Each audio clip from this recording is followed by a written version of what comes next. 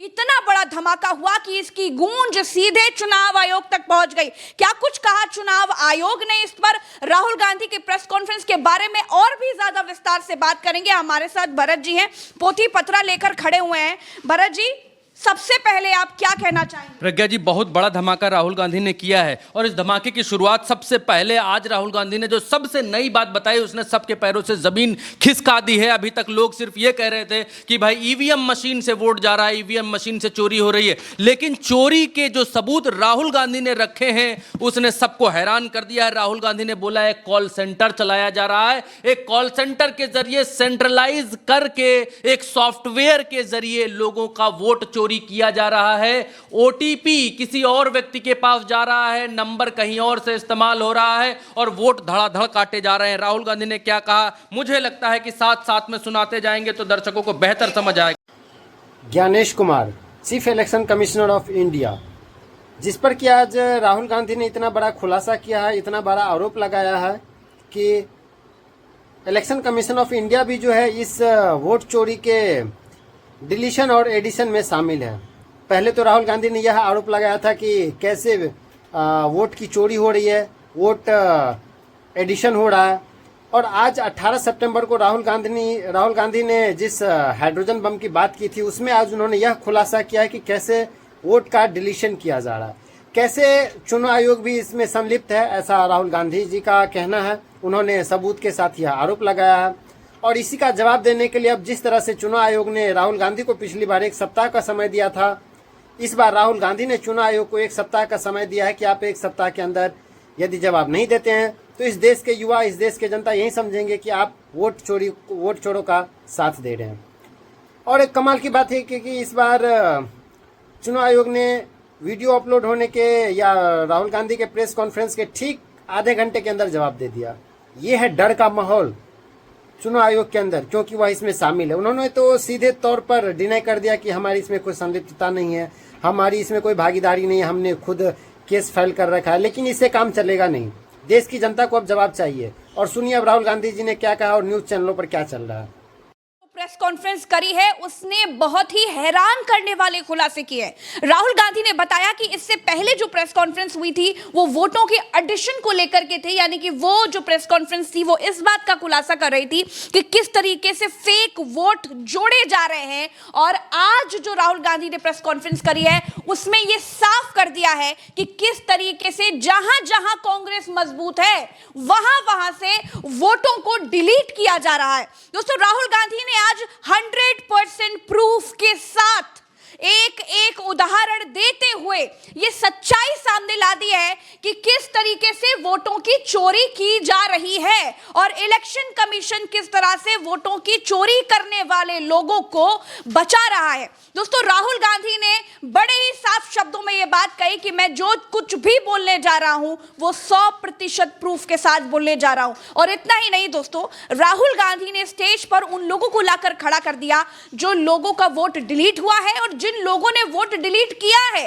आज की press conference में बहुत बड़ा धमाका हुआ है, इतना बड़ा धमाका हुआ कि इसकी गूंज सीधे चुनाव आयोग तक पहुंच गई। क्या कुछ कहा चुनाव आयोग ने इस पर? राहुल गांधी की प्रेस कॉन्फ्रेंस के बारे में और भी ज्यादा विस्तार से बात करेंगे। हमारे साथ भरत जी हैं, पोथी पत्रा लेकर खड़े हुए हैं। भरत जी, नरेंद्र मोदी है, अमित शाह है, कौन है? वो भी मैं आपको दिखा दूंगा, वो भी मैं आपको प्रूफ के साथ दिखा दूंगा। है हमारे पास, मैं फाउंडेशन लगा रहा हूं, मैं फाउंडेशन क्रिएट कर रहा हूं, है हमारे पास। मैं स्टेज पे बिना प्रूफ के नहीं चढ़ूंगा, बता रहा हूं। हमारे पास इस प्रेजेंटेशन में जो मैंने आपको अभी दिखाया 100% सबूत है, प्रूफ है कि ज्ञानेश कुमार जी हिंदुस्तान के चीफ इलेक्शन कमिश्नर वोट चोरों की रक्षा कर रहे हैं। और ये मैं आपको अभी दिखाने जा रहा हूं। ज्ञानेश कुमार जी, आप अपना काम कीजिए, आपने ओथ लिया है, आप हिंदुस्तान के चीफ इलेक्शन कमिश्नर हैं। आपसे कर्नाटक की सीआईडी सबूत मांग रही है। आप कर्नाटक की सीआईडी को यह सबूत 1 सप्ताह के अंदर दे दीजिए, नहीं तो पूरा हिंदुस्तान के सारे युवा इस बात को एक्सेप्ट करेंगे कि आप हिंदुस्तान के कॉन्स्टिट्यूशन, हिंदुस्तान के संविधान की हत्या में शामिल हो, हिंदुस्तान के संविधान की रक्षा नहीं कर रहे हो और वोट चोरों की आप मदद कर रहे हो।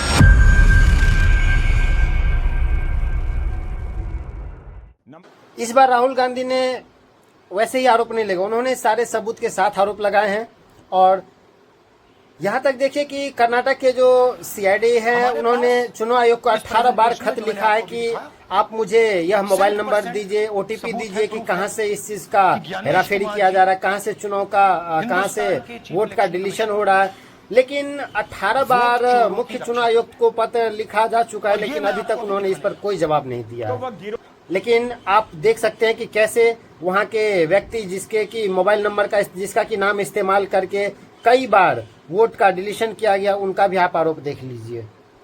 राहुल गांधी का यह भी सबूत आप देखिए कि राहुल गांधी ने एक वीडियो पेश किया जिसमें कि कर्नाटक में नागराज नाम का कोई व्यक्ति है जो सुबह 4 बजे उठते हैं और 2 फॉर्म फिलअप करते हैं वो डिलीट करने का, और उसके फॉर्म अप्लाई करने के ठीक 36 सेकंड के अंदर वो दोनों वोट डिलीट हो जाते हैं। बताइए कैसे हो रहा है, आप देखिए इस वीडियो में।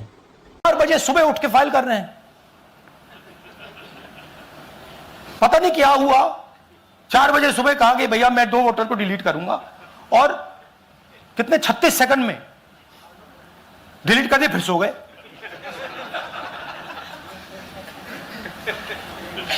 हमारी माइंड में पहले सवाल था कि क्या इलेक्शन कमीशन भी सो रहा है। तो देखा आपने किस तरह से 36 सेकंड के अंदर 2 वोट को डिलीट कर दिया जाता है। आपने इस राहुल गांधी के आरोप के माध्यम से आपने देख लिया। तो क्या यह हमारे देश के लोकतंत्र का जो आधार है उसके खिलाफ यह षड्यंत्र नहीं है? क्या आपका और हमारे अधिकार को नहीं छीना जा रहा है? क्या चुनाव आयोग की इसमें संलिप्तता नहीं है? यदि यह राहुल गांधी की यह आरोप यदि सही साबित होता है तो क्या यह चुनाव आयोग का गड़बड़ी नहीं है? क्या चुनाव आयोग का यह फर्ज नहीं बनता है कि वह इसका प्रूफ दे? आखिर हो क्या रहा है इस देश में? आखिर देश के युवा को क्या हो रहा है? देश के युवा क्यों नहीं जाग रहे हैं? क्यों लोगों को ये लग रहा है कि हमारा देश जो हो रहा है देश में सही हो रहा है? क्यों नहीं इस चीज पर डिबेट होना चाहिए युवाओं के बीच में कि आखिर ये चल क्या रहा है? आज आपके नाम में कटौती हो रहा है, कल उनके नाम में कटौती होगी। आखिरकार इस देश के जो लोकतांत्रिक मूल्यों का आधार है उसका क्या होगा फिर? राहुल गांधी ने जो आरोप लगाए उसमें आप ये देखिए, एक वीडियो आगे देखेंगे जिसमें आपको सूर्यकांत नाम के एक व्यक्ति है जो कि कर्नाटक से है।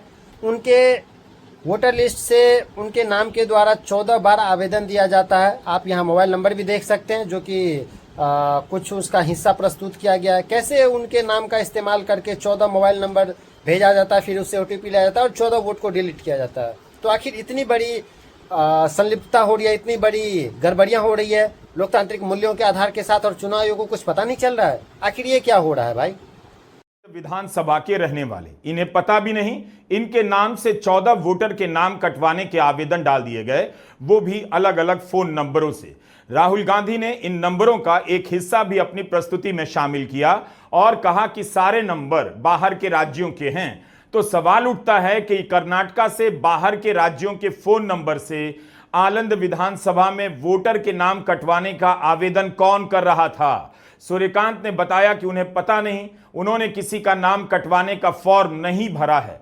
तो फिर यह गेम कौन खेल रहा है, कहां से खेल रहा है, यही आप इस वीडियो में जानेंगे। हम यह भी बता दें कि आनंद विधानसभा कलबुर्गी जिले की है और लोग यह आरोप लगा रहे हैं कि राहुल गांधी हार गए इसीलिए उसे काफी ज्यादा खुजली मची हुई है और वो आरोप लगा रहे, निराधार आरोप लगा रहे। लेकिन आप ये देख लीजिए, ये जो आनंद विधानसभा क्षेत्र से जो आरोप लगा रहे हैं, जो व्यक्ति जिनका नाम का इस्तेमाल करके 14 लोगों का वोट काटा गया है, उस विधानसभा सीट से कांग्रेस की जीत हुई थी। तो कांग्रेस ने न केवल अपनी हारी हुई सीटों का उल्लेख किया बल्कि अपनी जीती हुई सीटों का भी उल्लेख किया, और यह आप देख लीजिए।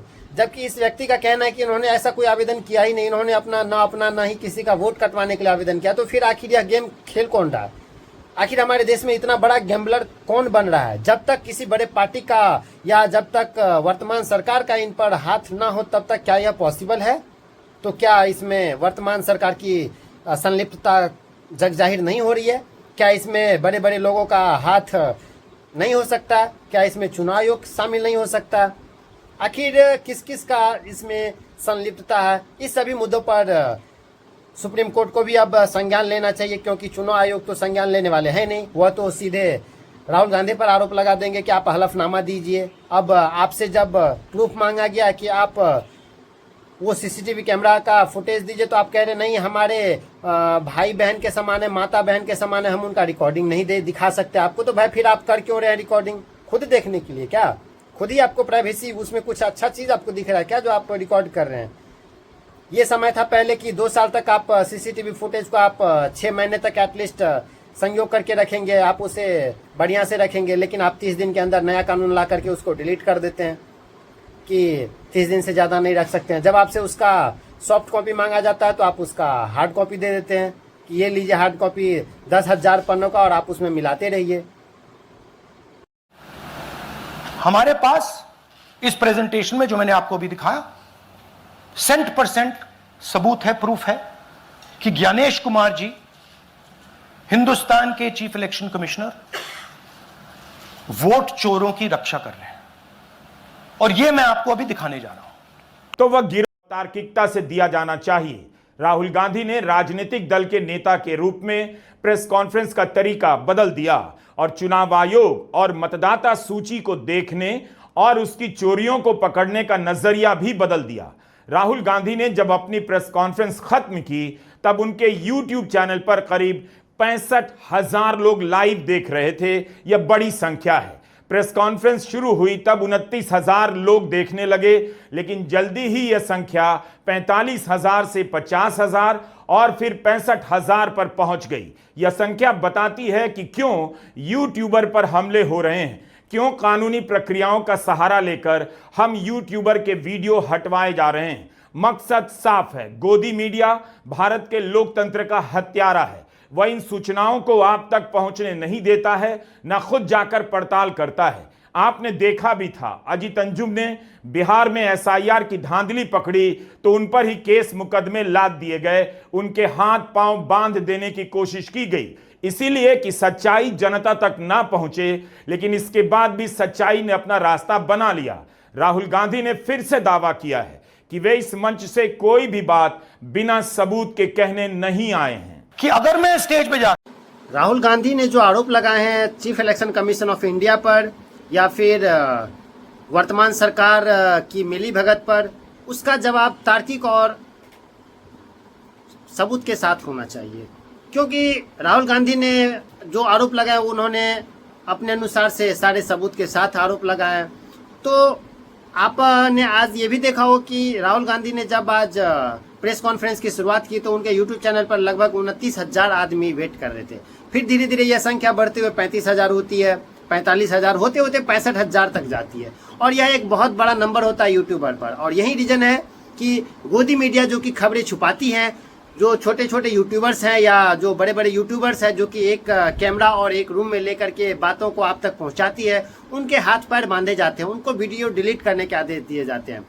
आपने देखा होगा कि जब भारत के बेरोजगार युवा जब अपनी आवाज उठाते हैं तो यह बात सरकारें तक नहीं पहुंच पाती है, यह बात उस संस्था तक नहीं पहुंच पाती है। लेकिन एक बड़े बड़े उद्योगपति जिनका कि नाम ए से शुरू होता है और आय पर खत्म होता है, वो आज हलफनामा दायर करते हैं कोर्ट में, कल कोर्ट का आदेश आ जाता है और कल के दिन ही भारत का सूचना मंत्री जो है, बड़े बड़े यूट्यूबर्स जो है अभी उनको सूचना भेज देते हैं कि आपको उनसे रिलेटेड सारी वीडियोज हटाने हैं। जैसे कि रवीश कुमार सर को, अजीत अंजुम सर को, आकाश बनर्जी को, ध्रुव राठी को, न्यूज लॉन्ड्री को, इन सब जो कि एक स्वायत्त संस्था है, जो कि यूट्यूबर्स है, जो कि सरकार से सवाल पूछने का काम करती है। क्योंकि गोदी मीडिया तो यह आवाज़ उठाएगी नहीं, वह तो खबरें छापेंगी नहीं, वह तो आपसे सारी जो भी सरकार के तलबे हैं वो चाटने का काम करती है, तो वो आपको खबर पहुंचाएगी नहीं। तो आपको जरूरी बनता है कि आप राहुल गांधी की यह वीडियो देखें और यह भी देखिए कि उन्होंने यह भी कहा कि वह सारे सबूत के साथ इस वीडियो को पेश करेंगे, चाहे वह जो भी आरोप लगाएंगे सरकार पर या फिर चुनाव आयोग के मिलीभगत पर, वह अपने सारे सबूत के साथ लगाएंगे। मैं भी यह कोई आरोप चुनाव आयोग पर या सरकार पर नहीं लगा रहा हूँ, बल्कि मैं भी राहुल गांधी के वीडियो के आधार पर या वो जो आरोप लगा उसके आधार पर ही कह रहा हूँ कि अब इनमें क्या सच्चाई है वह सरकार भी जाँच करे। यदि सरकार की मिलीभगत नहीं है, चुनाव आयोग जांच करे, यदि चुनाव आयोग की मिलीभगत नहीं है तो। लेकिन किसी का जवाब नहीं जल्दी आ रहा है, वो आप देख सकते हैं।